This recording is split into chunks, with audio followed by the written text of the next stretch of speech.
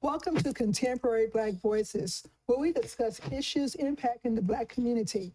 My name is Dr. Sharon Michael Chadwell, and I will be your host today.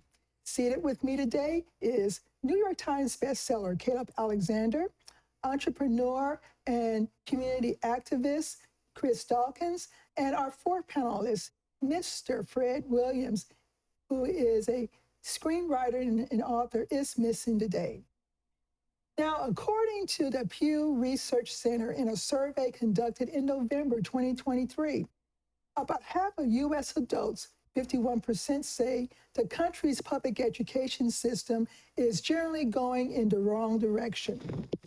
A far smaller share, 16%, say it's going in the right direction, and about a third, 32%, simply are not sure. Now, there is a new process for middle schoolers to move up a grade. Students need to pass 3 out of 4 core courses and have a 70% average across 4 classes. According to the class, they're failing to, including the class, they're failing to progress. Some of the area school districts, such as Northside Independent School District, Southwest, Edgewood, Schertz, Cibolo, Universal City, Somerset, Harlandale, Southside, Randolph Field, and Judson ISDs are all participants in this practice. Now, I want to put a stop here for a moment. An article did come out last week, and then a TV interview came out where they only highlighted Judson ISD. And I have some serious concerns about that because it made it look like the only Judson ISD that has a large percentage of economically disadvantaged students in that group were the only school system doing this practice. And as you can see, there are other school systems. So I wanted to make sure I brought that out. Now, students who fail a course and move forward will be giving a supplemental class in the upcoming school year for that subject. Part of the reason for this policy is to improve or increase graduation rates. In fact, in 2021, there were findings from a study suggesting that students who repeat 6th or 7th grade are at a higher risk of dropping out of high school. So there are so many questions associated with this policy, especially here in Texas, where the public funds have been targeted to support private schools. So do the schools have the staffing? And I'm talking about the public schools. Do the schools have the staffing and space to support this intervention? And then what happens to these middle schoolers who continue to pass 3 of the 4 tests? Do they move on to high school?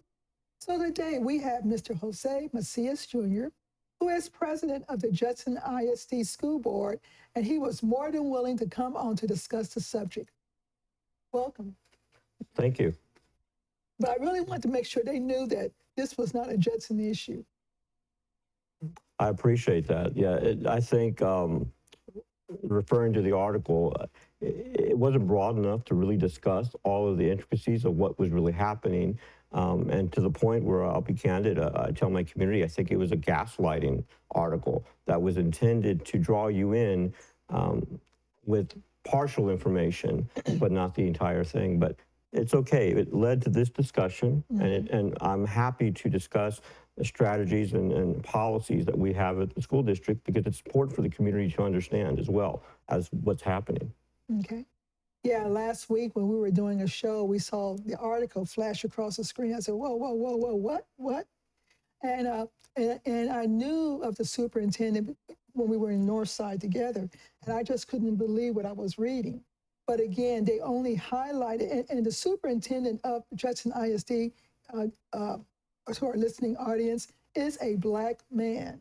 And so with the spotlight on him, the spotlight on Judson ISD, it only looked like it was happening just in this district.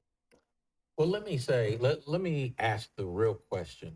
What we saw last week was that the middle school students were who had taken the test, had failed reading and failed math. And the superintendent said that he was going to pass those students. And we want to hear from you. The reason that you were called in is that we wanted to find out exactly why this was happening. And to be clear to everyone, what I thought was very important is that when I contacted Mr. Macias, he took total responsibility for it. He said the superintendent cannot do something that the board does not approve.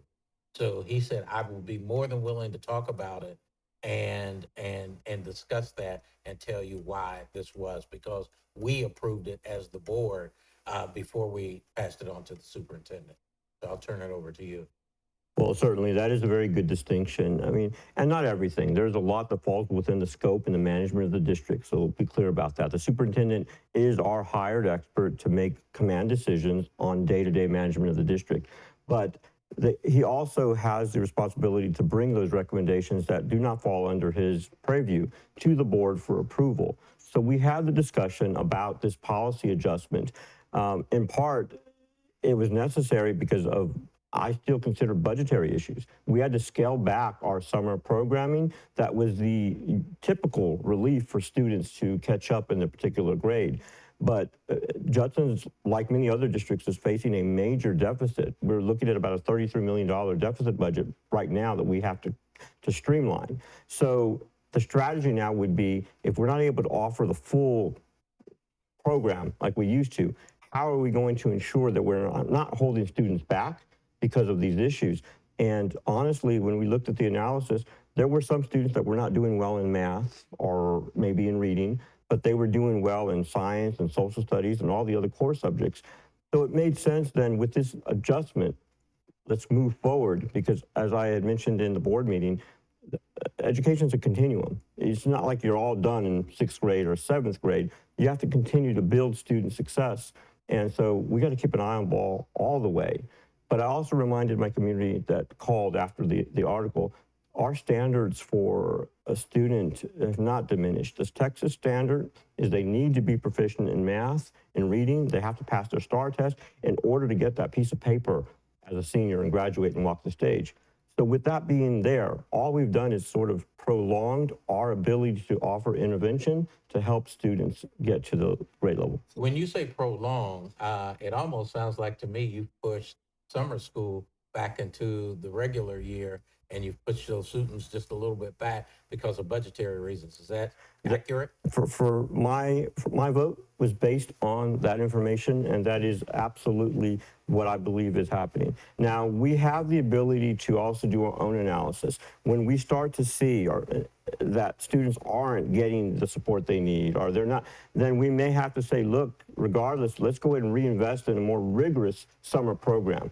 So, but we'll have to make that decision, because right now we're still working on the intervention strategies that will be necessary for getting students to grade level. Because when we promote them, they need help in math or reading, right? Mm-hmm. So what will that intervention look like? Right now, this is our opportunity to identify initiatives and programs that will make sure to deliver on that. Because there is a concern. If we've had students currently that were behind and we have academic intervention in place, we didn't catch them up. They still ended up being behind. Mm-hmm. I was adamant about the need to include stronger intervention strategies for students to get them to grade level. So my question is, we definitely understand learning is a continuum, and so, but when you have middle schoolers who are not proficient in reading or mathematics, and they reach the high school level, now the onus is on that freshman high school math teacher or the freshman high school reading teacher or English teacher who now has a kid that comes in from middle school who's below average in those skills. And so now, in addition to them having to teach students who are on grade level, they're now tasked with having to catch students up who didn't learn what they needed to learn in middle school. So before you answer that question, we're going to take a quick break and come back so Mr. Macias has all the time he wants to answer this question. Thank you.